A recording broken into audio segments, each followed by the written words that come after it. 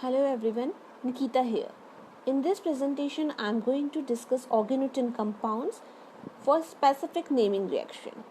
I have already taken one presentation for organotin compounds. There we have discussed the tri and butyl tin hydride and its application in different reactions. In this presentation, my focus will be on Barton decarboxylation reaction and Barton-McCombie reaction. First, we will discuss the Barton decarboxylation reaction. As the name suggests, it is a decarboxylation reaction. So, this reaction is useful to synthesize the alkenes from the carboxylic acid. It was discovered by Derek Barton. Here we can see carboxylic acid are used as an initial reactant. They are reacted with the heterocyclic moiety having the nitrogen and sulfur atom. So this molecule is known as the pyrithione.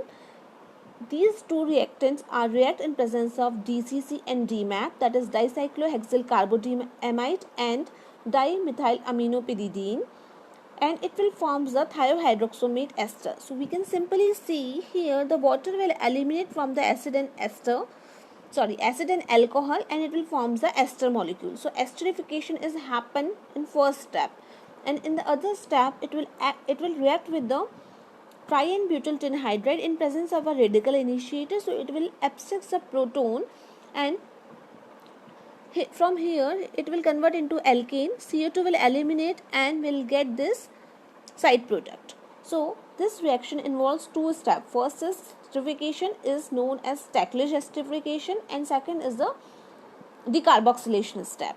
So now we will see the mechanism.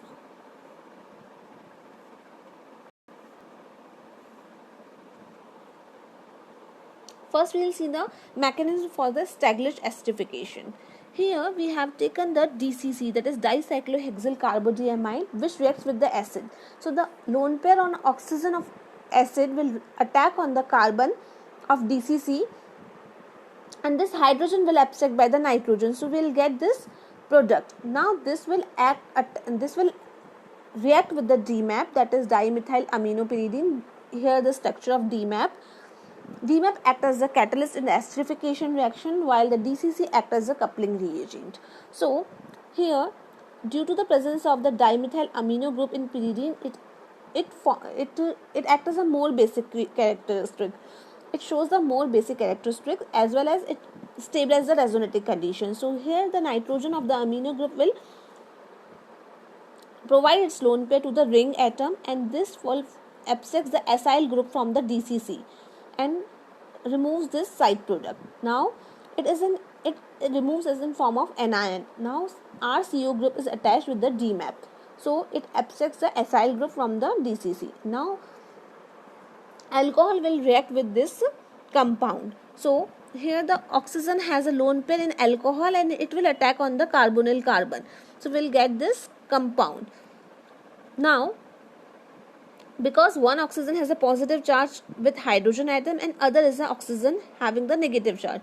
So to do the charge balance, there is an intramolecular hydrogen transfer will takes place, and we'll get this compound. So this hydrogen will goes to this oxygen. In the next step, this DCC, which has been removed as a anion, will come and attack with on this compound. So here this nitrogen will react with this hydrogen atom here, and this will shift its bond pair to the carbon oxygen. So here we will get the double bond oxygen, and DMAP will also remove as a initial reactant. So it is act as a catalyst which removed as it is, and DCC will absect this proton and it will convert into dicyclohexyl urea. So this is also known as DCU. Now we can see here the carbonyl moiety is generated back, so here it is converted into ester.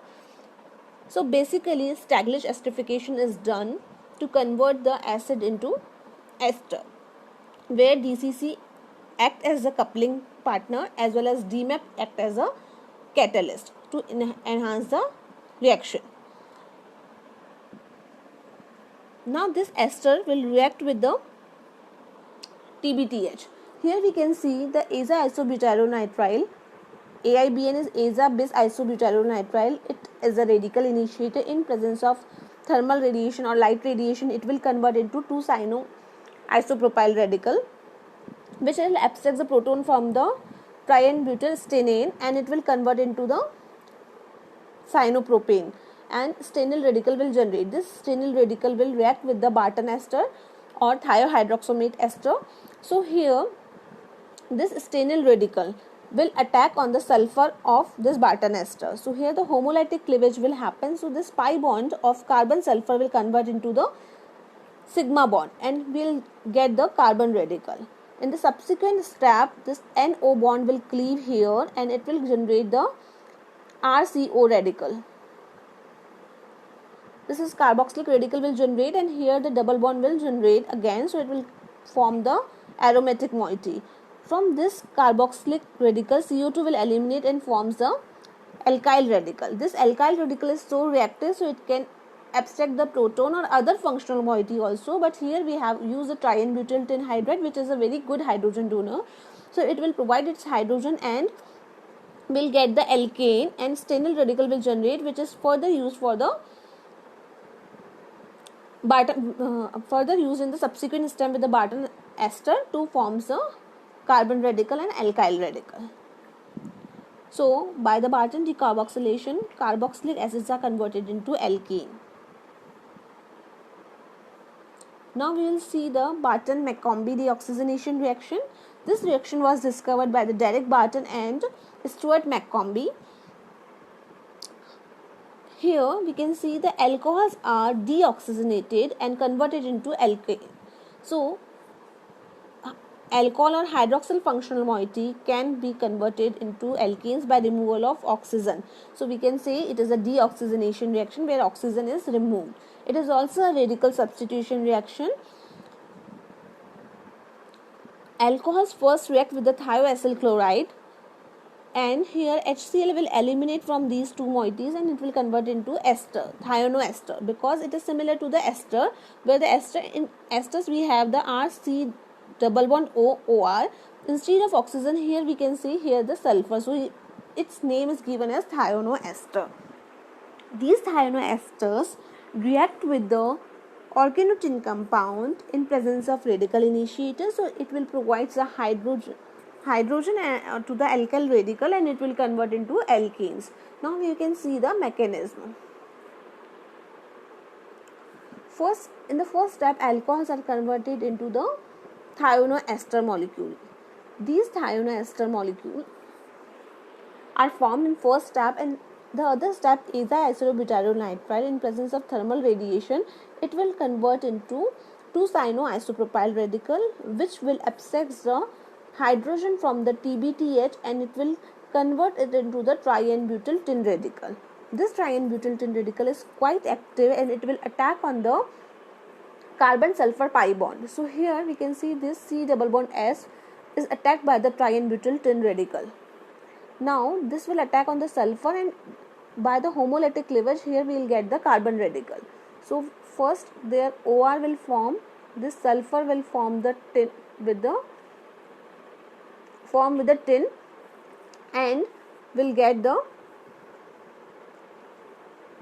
here R group is present. So here what will happen, this bond will break or the OR bond, and so we'll get the C double bond O here, and alkyl free radical will generate.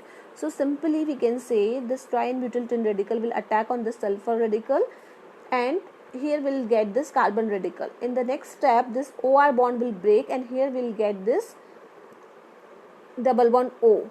So R radical will generate here, and this is a side product, or due to the sulfur tin strong bond, this makes the reaction to happen in a forward direction. Here the alkyl radical will generate, which abstracts the proton from the organotin compound or the triene-butyl tin hydride, so it will convert into alkane, and this stannal radical will regenerate, which will further used in the subsequent step. So by this reaction, hydroxyl moieties can be converted into the alkyl radical, which can be functionalized with other moieties, or it can be converted into alkene by abstracting the proton of the triene-butyl tin hydride.